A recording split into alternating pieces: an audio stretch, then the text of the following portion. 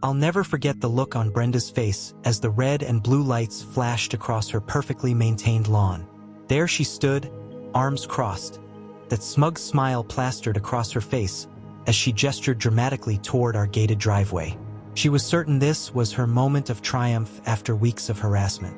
Before we continue, if you are watching our video for the first time, please bless and support us by hitting that subscribe button and comment where you are watching from.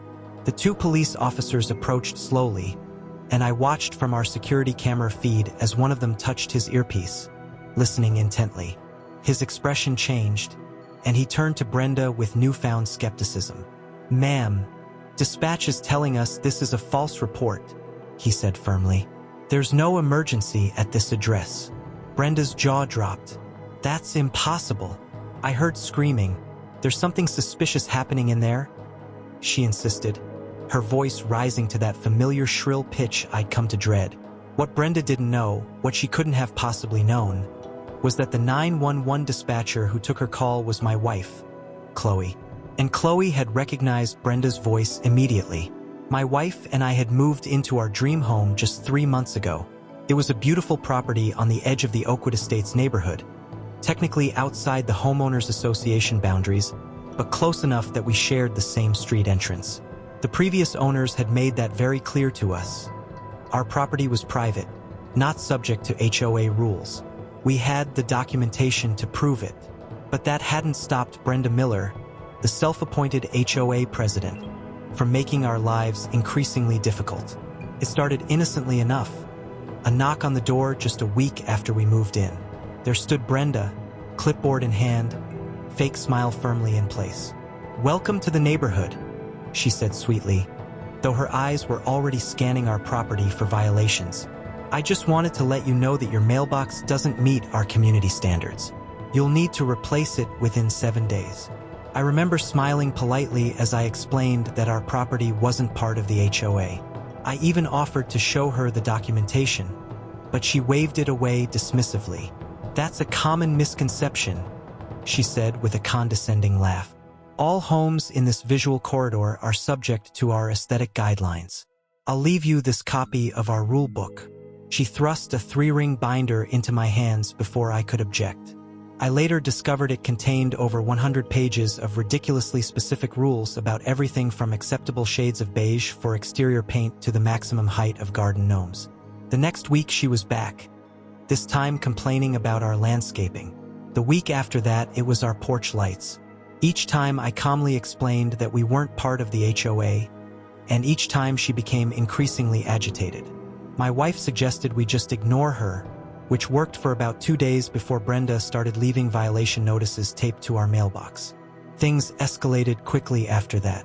Brenda began taking photos of our house from the street, sometimes spending 10 or 15 minutes documenting alleged infractions. Once, she even blocked our driveway with her golf cart, the unofficial vehicle of petty tyrants everywhere, while she measured the height of our hedges with a tape measure. When I asked her to move, she lectured me about community responsibility for 20 minutes. The final straw came when we received a certified letter claiming we owed $750 in HOA fines. That's when I decided enough was enough and installed a security gate at the end of our driveway. It wasn't particularly imposing, just a simple wrought iron design with a keypad entry system and intercom, but it sent a clear message. Our property was private. Brenda was furious. She left voicemails demanding the gate code for emergency access purposes. She cited non-existent community codes about right of inspection and threatened legal action. I saved every message, every note, and every piece of documentation of her increasingly erratic behavior. My wife, who works as an emergency dispatcher, suggested we might need a restraining order if things continued. Then came the morning that changed everything. I was working from home when our gate buzzer began ringing repeatedly. On the security camera, I could see Brenda standing there, finger jammed against the button, her face a mask of determination. I reluctantly answered the intercom. "You need to open this gate immediately," she demanded without preamble. "I've received a complaint about your property and need to conduct an inspection." "Brenda," I said as calmly as possible, "you know we're not part of the HOA. You have no authority to inspect our property. Please stop harassing us. Her face contorted with anger. Don't you dare tell me what my authority is. I've been president of this association for 7 years. Open this gate now or there will be consequences. I sighed. Brenda, I'm working. Please leave our property, or I'll have to report you for harassment. You'll regret this, she hissed, before storming back to her golf cart. I thought that would be the end of it for the day. I was wrong. About 20 minutes later, the security system alerted me to movement at the gate. When I checked the camera, I saw Brenda on her phone, gesturing wildly toward our house. I turned up the volume just in time to hear her say, "Yes, I need police immediately." I heard screaming from inside the house, and now they won't open the gate. I think someone might be hurt. The address is 4287 Oakwood Drive. My blood ran cold. She was calling 911 and making a false report. I immediately called my wife at work, but she didn't answer. She was on duty and often couldn't take personal calls.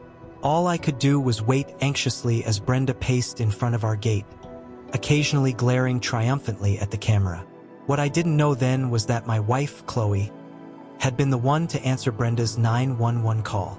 Chloe had recognized Brenda's voice immediately from the numerous times the woman had come to our door. More importantly, she recognized our address and knew there was no emergency. Following protocol, Chloe couldn't simply dismiss the call, but she could flag it as potentially false while dispatching officers for a welfare check rather than an emergency response. She also made sure to note in the dispatch that the caller was a known harasser of the residents. Within 10 minutes, a police cruiser pulled up to our gate. Brenda immediately rushed over to the officers, pointing dramatically at our house. I decided to meet them at the gate, punching in the code to let myself out while leaving the gate closed behind me. "Officers, I'm the homeowner," I said, holding up my ID. "There's no emergency here. This woman has been harassing us for months because we won't submit to HOA rules that don't apply to our property." One of the officers nodded, then touched his earpiece again. His expression changed as he listened to something or someone on the other end of the line. "Sir, is your wife Chloe Davis?" he asked. I nodded, confused. "She's on dispatch right now and has provided some context about this situation," he explained. Then he turned to Brenda, whose smug expression was beginning to falter. "Ma'am, did you call 911 reporting screams and a possible emergency at this address?" "Yes, and they wouldn't open the gate," Brenda insisted, her voice shrill. "There could be someone hurt in there." The officer's face hardened. "Ma'am, the dispatcher who took your call is this gentleman's wife. She's informed us that you've been repeatedly harassing this family over HOA matters, despite their property being outside your jurisdiction. She also confirms there was no emergency when you called." The color drained from Brenda's face. That's not true. I heard something. She's obviously covering for her husband." The second officer stepped forward. "Ma'am, all 911 calls are recorded. We have your exact words. You claim to hear screaming, but dispatch has noted that you've made similar claims about other residents who've opposed you in the past." By this point, several neighbors had gathered on the street, watching the drama unfold. Brenda's eyes darted nervously between them and the officers. For once, she seemed at a loss for words. "Brenda Miller," the first officer said formally, "you're being placed under arrest for filing a false police report and misuse of emergency services. These are serious charges." As he read her rights, Brenda's face cycled through disbelief, outrage, and finally, fear. "This is ridiculous. I'm the president of the Homeowners Association. You can't arrest me for looking out for the neighborhood." But they could, and they did. As they gently guided her toward the patrol car, Brenda looked back at me with pure venom in her eyes. "This isn't over," she spat. "Actually, Brenda," I replied calmly, "I think it is.